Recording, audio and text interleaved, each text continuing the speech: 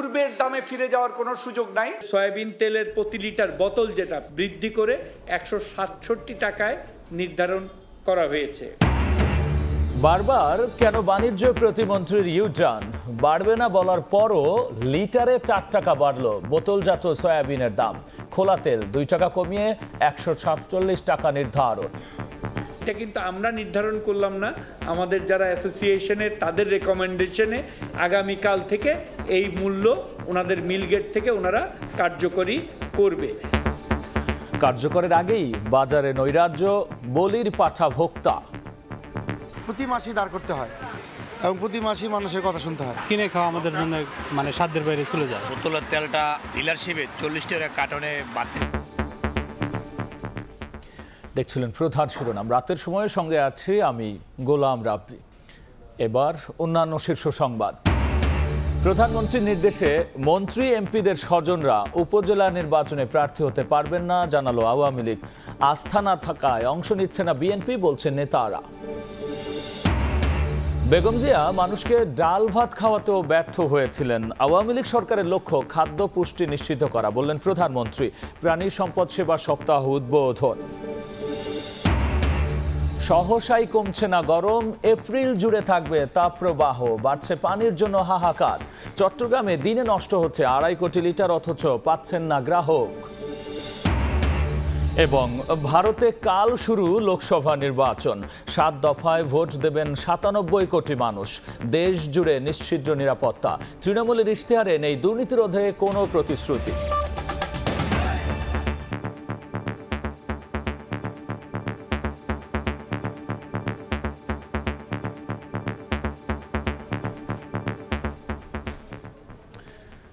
তিন দিনের মধ্যেই ইউটার্ন নিয়েছেন বাণিজ্য প্রতিমন্ত্রী।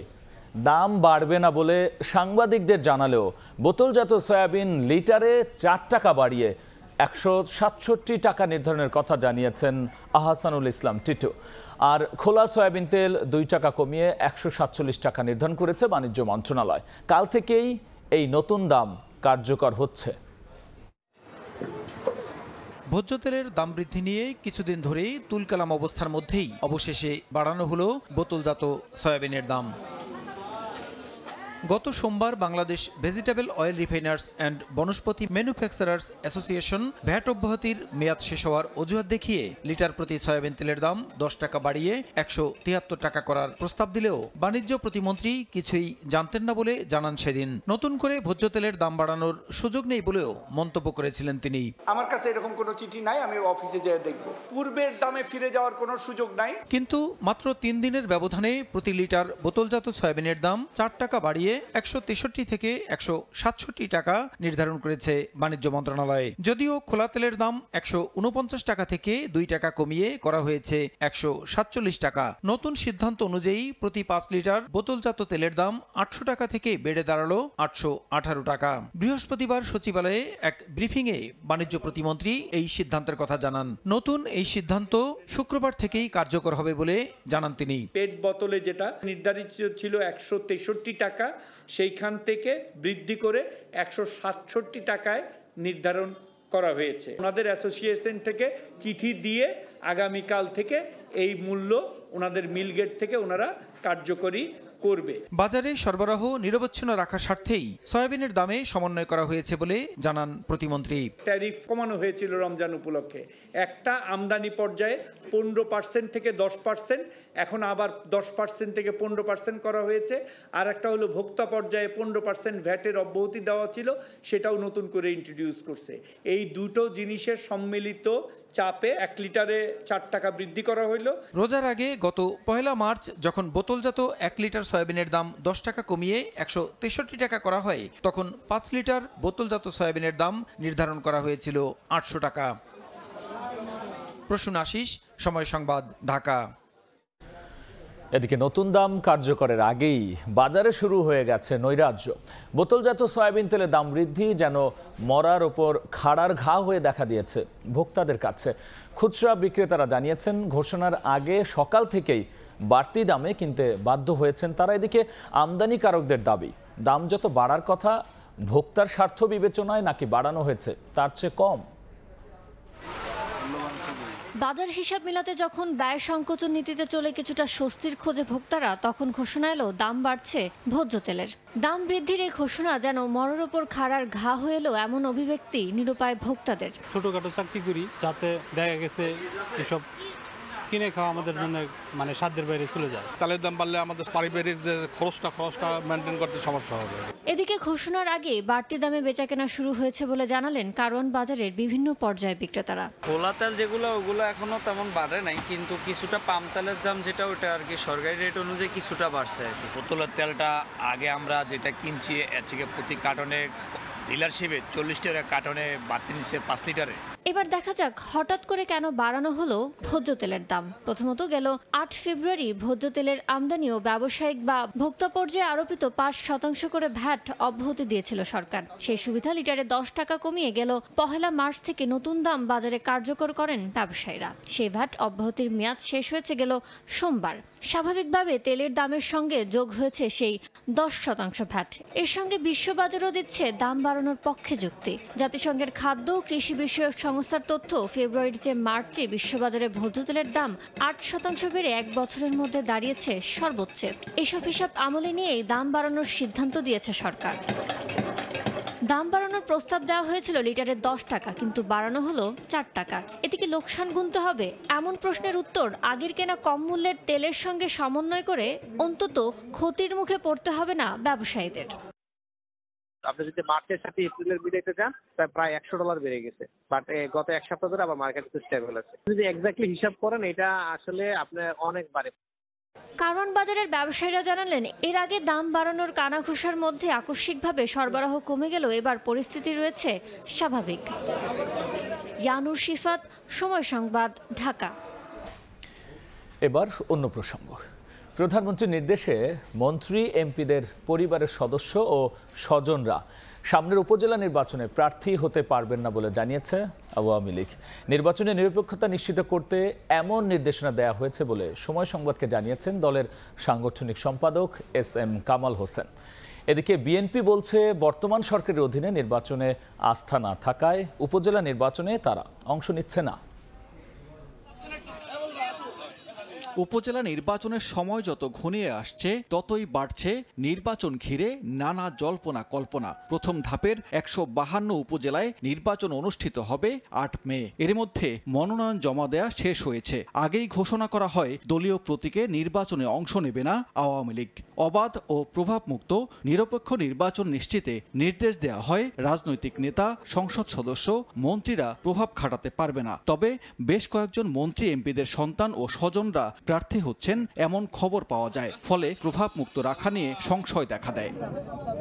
এবার নির্বাচনের স্বচ্ছতা নিশ্চিতে কঠোর নির্দেশনা দিলেন দলের সভাপতি ও প্রধানমন্ত্রী শেখ হাসিনা। বৃহস্পতিবার ধানমন্ডিতে সভাপতির রাজনৈতিক কার্যালয়ে প্রধানমন্ত্রীর নির্দেশনা সাংগঠনিক সম্পাদকদের জানান সাধারণ সম্পাদক ওবায়দুল কাদের। উপজেলা নির্বাচনে প্রার্থী হতে পারবেন না মন্ত্রী এমপিদের সন্তান স্বজনেরা। সাংগঠনিক সম্পাদক SM কামাল হোসেন জানান, প্রধানমন্ত্রীর নির্দেশনা এরই মধ্যে সবাইকে জানিয়ে দেওয়া হয়েছে। বঙ্গবন্ধু জননেত্রী শেখ হাসিনার নির্দেশনা অনুযায়ী আমাদের একটা নির্দেশনা দিয়েছে যে সংসদ সদস্য এবং মন্ত্রীদের সন্তান সহ স্বজনরা যাতে এই নির্বাচনে অংশগ্রহণ না করে। উপজেলা নির্বাচনে তদন্ত সাপেক্ষে আমরা নেত্রীকে জানাবো যে এরা নির্বাচন করছেন, এদের স্বজনরা নির্বাচন করছেন। সেই ক্ষেত্রে দলের সাধারণ সম্পাদকের মাধ্যমে জানাবো, নেত্রী যে নির্দেশনা দেবেন সেই পদক্ষেপ আমরা গ্রহণ করব।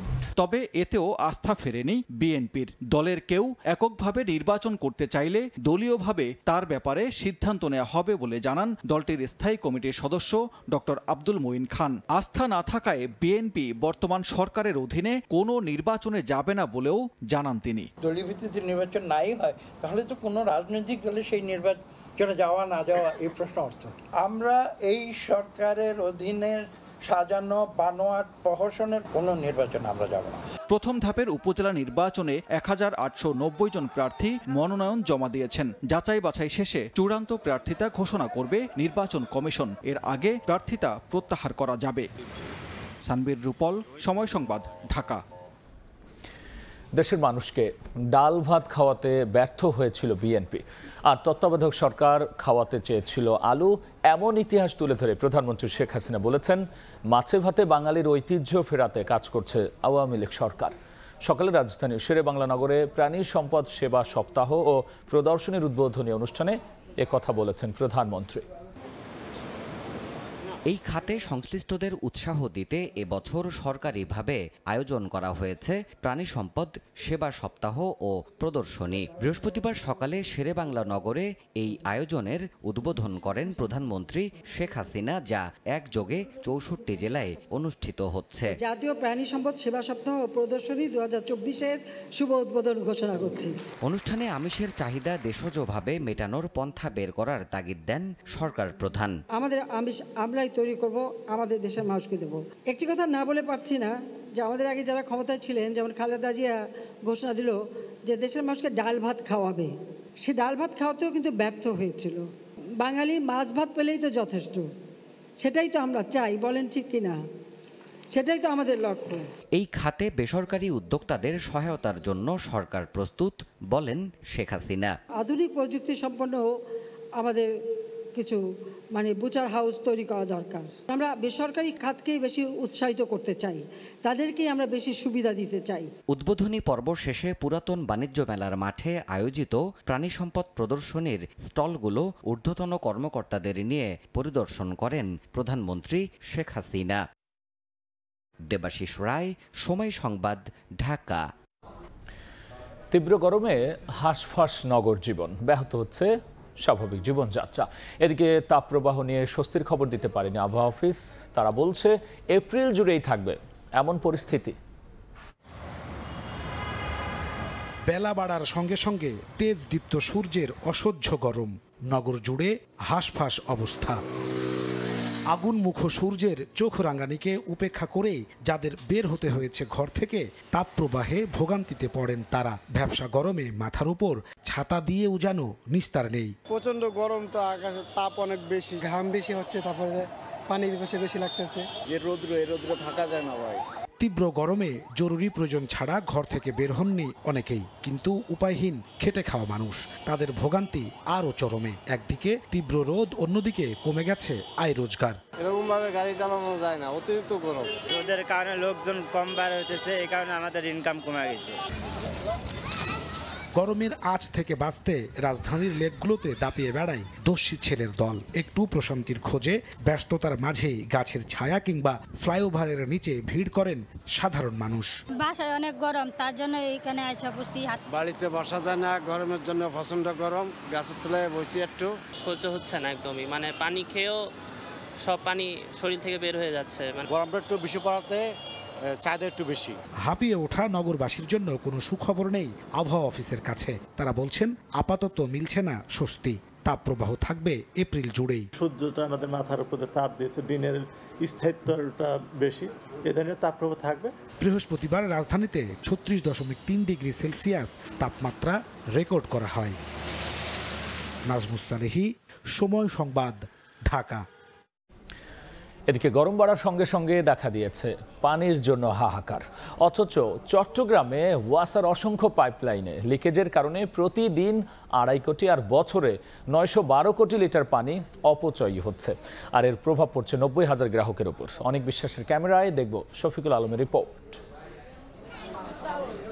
সবেমাত্র গ্রীষ্মের শুরু, এরই মধ্যে চট্টগ্রাম জুড়ে সুপিয়া পানির তীব্র সংকট। নগরীর পতেঙ্গা, ইপিজেড, হালিশহর ও পাহাড়তলী সহ বিভিন্ন এলাকার অবস্থা প্রকট আকার ধারণ করায় পানির জন্য কষ্টে লাখো মানুষ। একদিকে পানির জন্য হাহাকার, অপরদিকে খোদ চট্টগ্রাম ওয়াসাই অপচয় করছে কোটি কোটি লিটার পানি। নগরীর কল্পলোক আবাসিকের সামনের এই পাইপলাইন ফুটো হয়েছে দীর্ঘ 1.5 মাস ধরে। দিন রাত 24 ঘন্টা পানি পড়তেছে, এরা কোনো ব্যবস্থা নিচ্ছে না। পানির জন্য দিনকে দিন কাটানো লাগে, পানির জন্য তো পানির কষ্ট জানে। কাপড় চোপড় সবগুলো ময়লা হয়ে যাচ্ছে, মানুষ যাতায়াত করতে অনেক সমস্যা হচ্ছে। রাষ্ট্রীয় দায়িত্বশীল যারা আছে, এই পরিস্থিতিগুলো থেকে আমাদের দিন দিন ঘৃণা বৃদ্ধি পাচ্ছে। এক হিসাব বলছে গত 5 বছরে 1200 কিলোমিটার পাইপলাইনে 10,468টি ফুটো হয়েছে। মেরামতে খরচ হয়েছে 6 কোটি, প্রতিদিন 2.5 কোটি আর বছরে 912 কোটি লিটার পানির অপচয় হয়। এভরিডে লিকেজ রিপেয়ার করা হচ্ছে, এবং তার ফলে যে পানি যাচ্ছে একেবারে মিনিমাম, এটা হয়তো ম্যাক্সিমাম 1 to 2% হতে পারে, not more than that. Cab বলছে ফুটু যত বড় হবে ততই বাড়বে বিল। এই পদ্ধতিতে একটি চক্র হাতিয়ে নেয় কোটি টাকা। সিস্টেম লসের কারণে পানি অপচয় হচ্ছে, এটার পুরো দায়টাই কিন্তু ভোক্তাদের গাড়ে গিয়ে পড়তেছে। হালদা ও কর্ণফুলী নদীর পানি পরিশোধন করে 90,000 গ্রাহককে প্রতিদিন সরবরাহ করে 50 কোটি লিটার পানি, যার 30% নষ্ট হচ্ছে পাইপের ফুটুর কারণে। এদিকে পানি সংকটের মধ্যেই 61% দাম বাড়ানোর আবারও প্রস্তাব দিয়েছে চট্টগ্রাম ওয়াসা। এক হিসাব বলছে বছরে অন্ততপক্ষে 912 কোটি লিটার পানি নষ্ট করে, যার বাজার মূল্য অন্তত 25 কোটি টাকা। শফিকুল আলম, সময় সংবাদ, চট্টগ্রাম। শান্তিরক্ষী বাহিনীতে যাওয়া সেনা সদস্যরা দেশের সম্মানের জন্য কাজ করেন বলে মন্তব্য করেছেন সেনাপ্রধান জেনারেল এস.এম. শফিউদ্দিন আহমেদ। সকালে Bangladesh institute of international and strategic স্টাডিজের আয়োজনে সেনা কূটনীতি সম্পর্কিত এক সেমিনারে তিনি এমন মন্তব্য করেছেন। বলেছেন, প্রতিরক্ষা কূটনীতি সব সময় দেশের জন্য ভালো কিছুই নিয়ে এসেছে। কারো সঙ্গে শত্রুতা নয়, সবার সঙ্গে বন্ধুত্ব। বঙ্গবন্ধুর এই নীতিকে সামনে রেখেই এগিয়ে যাচ্ছে বাংলাদেশ। সার্বিকভাবে দেশের কূটনৈতিক অঙ্গন পুরোটাই দাঁড়িয়ে আছে এই নীতির উপর। বৃহস্পতিবার সকালে Bangladesh institute of international and strategic স্টাডিজের আয়োজনে সেনা কূটনীতি সম্পর্কিত এক সেমিনারে সবাইকে একথা আবারও মনে করিয়ে দেন সেনাপ্রধান। জাতিসংঘের শান্তিরক্ষী হিসেবে যেসব কাজ বাংলাদেশ সেনাবাহিনী করেছে তার সুফল এরই মধ্যে বাংলাদেশ পেতে শুরু করেছে উল্লেখ করে তিনি বলেন, প্রতিরক্ষা কূটনীতি সবসময় বাংলাদেশের জন্য ভালো কিছু নিয়ে এসেছে। More than 90% is from Bangladesh Army. Remember, while you are doing this mission, you are also an ambassador of Bangladesh. Do not do anything which defame Bangladesh. Do everything that brings name and fame for Bangladesh. দেশের সার্বভৌমত্ব রক্ষা করা সেনাবাহিনীর মূল লক্ষ্য উল্লেখ করে শফিউদ্দিন আহমেদ আরও বলেন, সেনাবাহিনী বাংলাদেশের মানুষের জন্য যা যা দরকার সেসবকে ব্রত মনে করে কাজ করে। All of us, we are doing, all the organs are doing everything that is congruent to implement this foreign policy. বিভিন্ন দেশের কূটনৈতিকদের উপস্থিতিতে সেমিনারে অংশ নেওয়া অন্যান্য বক্তারাও দেশের প্রতিরক্ষা কূটনীতি বিষয়ে তাদের মতামত এবং বাংলাদেশের সম্ভাবনার কথা তুলে ধরেন। আল আমিন তুষার, সময় সংবাদ, ঢাকা। আর কয়েক ঘন্টা পর শুরু হচ্ছে বিশ্বের বৃহত্তম গণতান্ত্রিক অধিকার প্রয়োগের উৎসব, ভারতের 18তম লোকসভা নির্বাচন। 7 দফার ভোটে দেশটির প্রায় 97 কোটি ভোটার দেশের বিভিন্ন প্রান্ত থেকে পছন্দের জনপ্রতিনিধিকে ভোট দিয়ে নির্বাচিত করবেন। ভোটের চূড়ান্ত প্রস্তুতি এরই মধ্যে শেষ করেছে নির্বাচন কমিশন। প্রথম দফায় কাল 102 লোকসভা আসনের ভোট নেওয়া হবে। এর মধ্যে পশ্চিমবঙ্গের আলিপুরদুয়ার, কোচবিহার ও জলপাইগুড়ি রয়েছে। এ বিষয়ে বিস্তারিত জানাচ্ছেন সুব্রত আচার্য। কাশ্মীর থেকে কন্যাকুমারী, পাহাড় থেকে মরু অঞ্চল, ধুধু বনভূমি, কোথাও তুমুল বৃষ্টি তো কোথাও আবার তুষারপাত, আবার কোথাও সমুদ্র তো কোথাও ঝর্ণাধারা। এমন বৈচিত্র্যময় প্রতিকূল আবহাওয়াকে উপেক্ষা করেই দেশটিতে শুরু হচ্ছে লোকসভা নির্বাচন 2024। ভারতের নির্বাচন কমিশনের হিসাব বলছে, এবার নথিভুক্ত ভোটারের সংখ্যা 96 কোটি 88 লাখ। এর মধ্যে নারী ভোটার রয়েছেন 47 কোটি 10 লাখ, 49 কোটি 70 লাখ রয়েছেন পুরুষ ভোটার। এবার শতবর্ষী ভোটারের সংখ্যা 2 লাখেরও বেশি। একই সঙ্গে 85 বছরের বেশি ভোটদাতাদের সংখ্যাও প্রায় 82 লক্ষ। 18 থেকে 30 বছর বয়সী তরুণ ভোটারের সংখ্যা 21 কোটি। সব মিলিয়ে নির্বাচনকে উৎসবে পরিণত করতে প্রস্তুত দেশটির সাধারণ জনগণ। 10,05,000 ভোট কেন্দ্রে 55 লাখ ইভিএমে ভাগ্য নির্ধারণ করবেন ভারতের জনগণ। 19 এপ্রিল 21টি রাজ্যের 102টি লোকসভা আসনে ভোট নেওয়া হবে। কেন্দ্রের শাসক দল বিজেপি, কেন্দ্রের প্রধান বিরোধী দল কংগ্রেস এবং প্রাদেশিক তৃণমূল কংগ্রেসের মতো রাজনৈতিক দলগুলো প্রস্তুত। ইস্যুভিত্তিক প্রচারণায় শেষ পর্যন্ত কারা ভোটারদের মন জয় করতে পারলেন সেটি কিন্তু প্রমাণ হবে আগামী 4 জুন। তবে এর মধ্যেই শুরু হয়ে গিয়েছে ভোটের চূড়ান্ত প্রস্তুতি। কলকাতা থেকে সুব্রত আচার্য, সময় সংবাদ। ইসরায়েলি হামলার জেরে ইরানের ওপর নতুন নিষেধাজ্ঞা দিয়েছে যুক্তরাষ্ট্র। বৃহস্পতিবার ইরানের 16 জন ব্যক্তি এবং ড্রোন সংশ্লিষ্ট 2টি প্রতিষ্ঠানের ওপর নিষেধাজ্ঞা দেওয়া হয়। জানা গেছে তেল আবিবের হামলায় ব্যবহৃত শাহাদ 131 ড্রোনের সঙ্গে সম্পৃক্ত ব্যক্তি এবং ইঞ্জিন তৈরিতে যুক্তদের বিরুদ্ধে ব্যবস্থা নিয়েছে ওয়াশিংটন। এই বিষয়ে মার্কিন অর্থ মন্ত্রণালয় জানায়, ইসরায়েলি ভূখণ্ডে হামলা শাস্তিস্বরূপ নিষেধাজ্ঞার আওতাভুক্ত করা হয়েছে দেশটির ইস্পাত শিল্পের সঙ্গে সংশ্লিষ্ট 5টি ও গাড়ি প্রস্তুতকারী 3টি কোম্পানিকে। এদিকে ইরানের বিরুদ্ধে একই ব্যবস্থা নেওয়ার আভাস দিয়েছে ইইউ।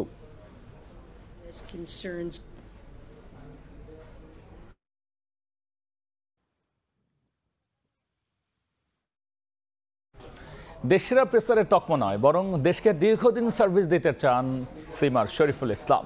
বোলিং টেকনিকে সাম্প্রতিক সময়ে সামান্য পরিবর্তন এনে নিয়মিত পাচ্ছেন সাফল্য। বিশ্বকাপে দারুণ সম্ভাবনা দেখছেন টাইগার পেসারদের। দীর্ঘ সময়ের জন্য বিসিবির অনাপত্তিপত্র না পাওয়ায় আইপিএলে লখনৌ সুপার জায়ান্টসের হয়ে খেলা হয়নি, এ নিয়ে কোনো আক্ষেপ নেই শরীফুলের। আইপিএল দেখছেন, নিয়মিত যোগাযোগ রাখছেন চেন্নাইয়ে খেলা সতীর্থ মুস্তাফিজের সঙ্গে। রূপগঞ্জের বিপক্ষে 3, শেখ জামালের সঙ্গে 4, এই শরীফুল ভয়ঙ্কর। ডিপিএলে মোটে 3 ম্যাচ, তাতেই 7খানা উইকেট। তাসকিন মুস্তাফিজকে 5 কাটিয়ে পঞ্চগড় এক্সপ্রেসের কাঁধে দেশ সেরা পেসারের তকমা। ব্যাট প্যাচকে পেছনে ফেলে কিভাবে এতটা বদলালেন শরীফুল? আমি বেসিক কিছু কাজ করছিলাম যাতে ডিফারেন্ট কিছু করতে পারি, যেমন ভিতরে আনা, সো এগুলো নিয়ে প্র্যাকটিস করছিলাম।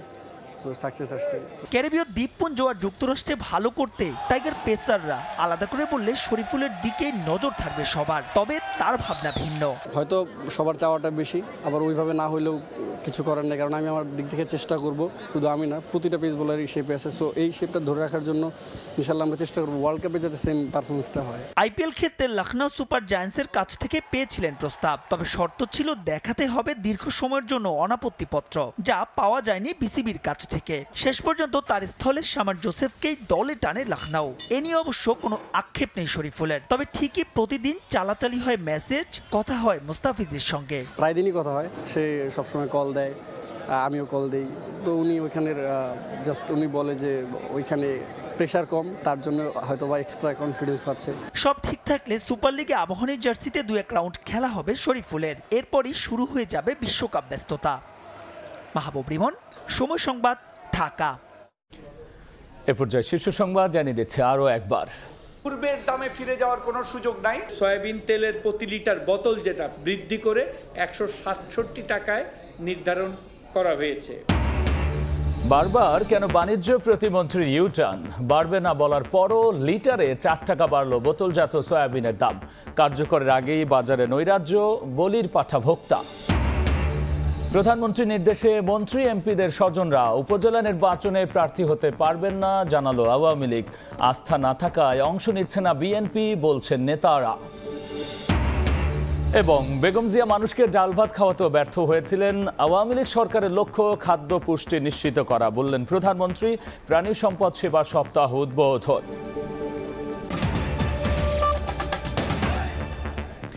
এই ছিল আমার কাছে থাকা রাতের সময়। এরপর দেখবেন সময় সংবাদের প্রতিষ্ঠাবার্ষিকী উপলক্ষে সহকর্মীদের নিয়ে বিশেষ সম্পাদকীয়। সঙ্গেই থাকুন সময়ের।